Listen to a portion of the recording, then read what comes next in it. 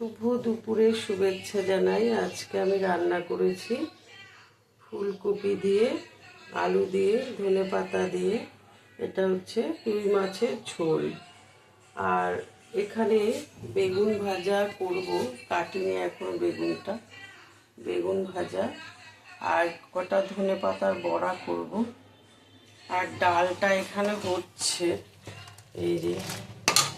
আর এটা বানিয়েছি হচ্ছে মেটে চচ্চড়ি। এই দেখো, আমি খাই না কিন্তু ওদের জন্য বানিয়েছি। এটা হচ্ছে মেটে চচ্চড়ি। তাই ঠান্ডা পড়েছে, শরীরটাও তো খুব একটা ভালো নেই। যাই হোক, সবাই সাবধানে থেকো,